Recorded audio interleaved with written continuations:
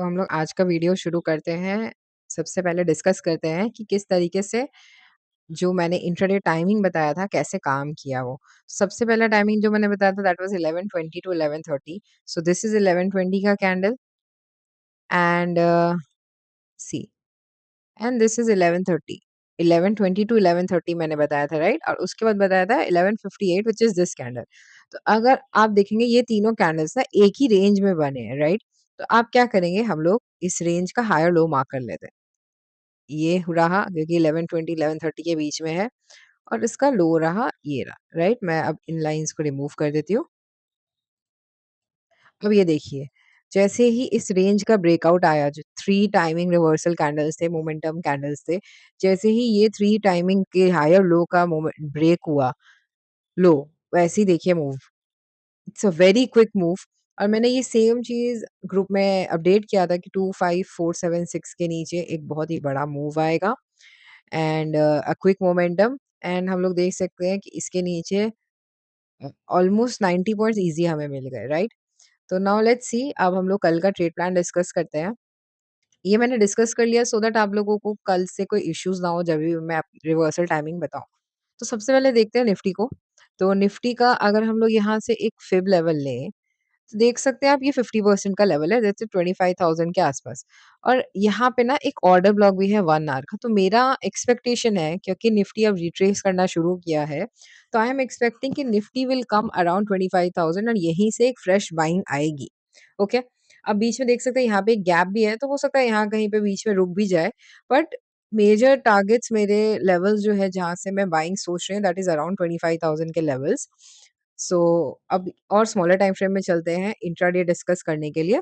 तो ये आज का है। तो अब मैं क्या करना चाहूँगी ना कि अगर इस लेवल के ऊपर ये जो रेजिस्टेंस एरिया बनाया है इसने आज, तो इस लेवल के ऊपर अगर एक ब्रेकआउट आता है, पुल बैक आता है, तो I will plan a long side trade that too only till today's high, उससे ज़्यादा नहीं। And if uh, something like this forms, एक अच्छा-सा प्राइस एक्शन बनता है, तो मैं यहाँ तक का पहले डेज़ लो का प्लान करूँगी, फिर डेज़ लो ब्रेक होता है तो I will go for lower targets and मेरे नीचे के टारगेट्स रहेंगे 25,320, 280, 25,200, 159 एंड इट गोज़ ऑन। ये बाकी के नीचे के टारगेट्स अगर ये 159 ब्रेक होता है, 160 ब्रेक होता है, तो I will update in my group, आप कनेक्टेड रहिए वहाँ पे। एंड उसके बाद फिर आ जाते हैं मिड कैप में। मिड कैप मुझे थोड़ा बुलिश लग रहा है, जैसे निफ्टी थोड़ा बेयरिश लग रहा है फिलहाल के लिए फॉर सम टाइम, वैसे ही मिड कैप मुझे बुलिश लग रहा है बिकॉज़ यहाँ पे देखिए एक बहुत ही अच्छा-सा प्राइस एक्शन बना। ऐसा भी हो सकता है कि यहाँ पे ये जो है यहाँ पे हुआ है ना, ये हो सकता है एक बायर्स ट्रैप भी हो, ठीक है? But we are not sure yet, why? Because ना ये लास्ट में जाकर के इसने क्लोजिंग भी हाई के पास ही की है, राइट? तो अगर मैं डायरेक्ट तो कुछ भी प्लान नहीं करने वाली, अगर इसका हाई ब्रेक होता है, आज का हाई, एक पुल बैक आता है, रिट्रेसमेंट और उसके बाद अगर ऊपर जाता है ना, तो I will plan a long side in mid cap and इसमें बेयरिश साइड का तब प्लान करूँगी जब ये प्रॉपरली, तब प्लान करूँगी जब ये इसके नीचे ब्रेक कर जाएगा 13,318। उसके बाद एक रिट्रेसमेंट आएगा तो आई विल गो शॉर्ट, ठीक है? अग्रेसिवली इस रेंज में मैं बोलूँगी, अगर इस रेंज में कहीं रहता है तो अवॉइड। बाकी इस रेंज में भी ये जो एक अच्छा ये जो रेंज बना दिया ना उसने 4 डेज़ से, ये बहुत ही ज़्यादा वोलेटाइल होने वाला है। आज भी आप देख लीजिए, पहले नीचे आया, फिर ऊपर गया, फिर नीचे आया, फिर ऊपर चला गया। तो मतलब ढंग से कुछ हो नहीं रहा है। Mid cap is still confused and still trying to decide. तो अगर ये ऊपर जाता है, तो ऊपर के मेरे टारगेट्स रहेंगे पहले 13,550 के आसपास, then 600 and then 13,689, okay? And नीचे के टारगेट्स रहेंगे 13,238, 225, फिर 200, 178, ये सब जो आप देख रहे हैं ना, ये सब एस्ट्रोलॉजिकल लेवल्स है। तो यहाँ पे क्लस्टर्स ऑफ लेवल्स है। यहाँ पे देखिए पहले भी ये क्लस्टर्स ऑफ लेवल्स थे जहाँ से निकलने के लिए मिड कैप बहुत रोया था। गैप अप खुला फिर भी यहाँ फँस गया था, फिर बहुत ही ज़्यादा स्ट्रॉन्ग मोमेंटम के साथ ब्रेकआउट दे पाया था। तो यहाँ पे बहुत सारे क्लस्टर्स ऑफ लेवल है। तो मेरा पहला टारगेट 238 से 200 तक रहेगा, फिर 178, फिर अगर और नीचे आ जाता है तो विल डिस्कस लेटर।